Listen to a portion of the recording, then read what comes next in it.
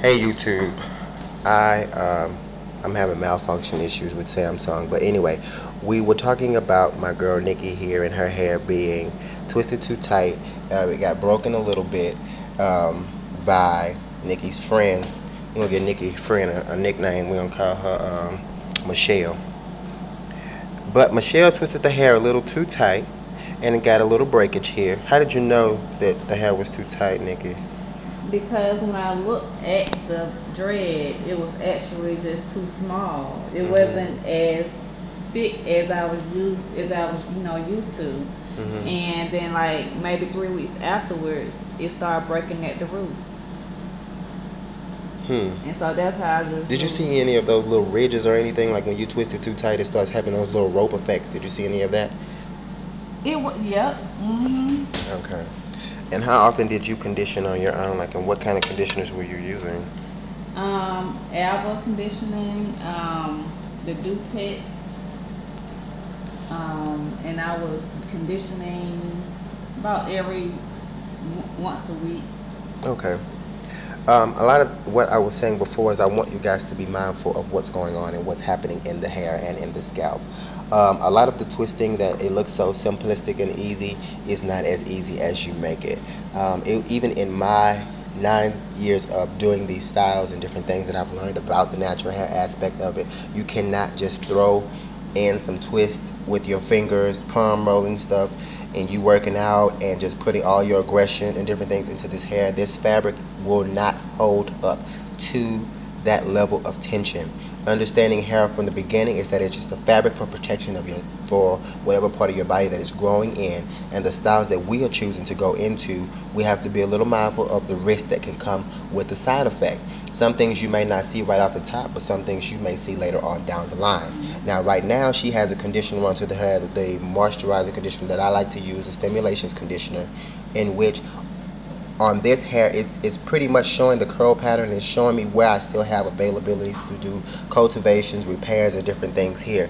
And you can even see even on the inside here that she has a little bit of breakage right here in this area, but overall she had a head full of locks still. So that showed me that the process was started out on the right foot. It just kind of got off a little bit. Even with one bad thing, sometimes it could take you completely out or make you, sit back and realize what's going on, what's happening, what has been going on, and what you've been doing at that point in time.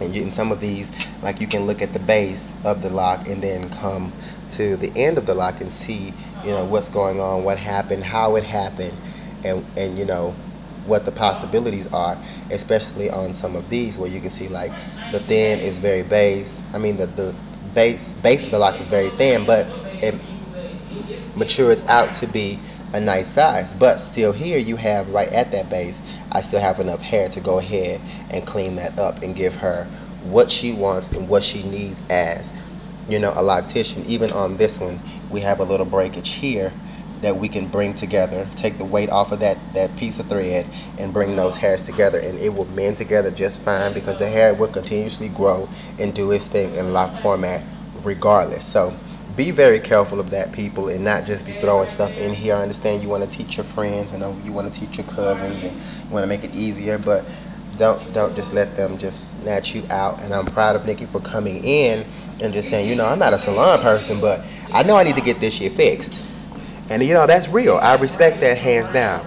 And I'm not here speaking negative about her. If anything, I love Nikki for the ruin phase that she in, because it's teaching her a lot about her hair, about herself, about the possibilities and her growth. So at this point in time, we didn't say anything that hurt Nikki's feelings. What we did is I boosted her to help her understand. Yeah, you lock in, and that was right, and it's cool to teach your friend, but your friend needs to go and paint cars or something.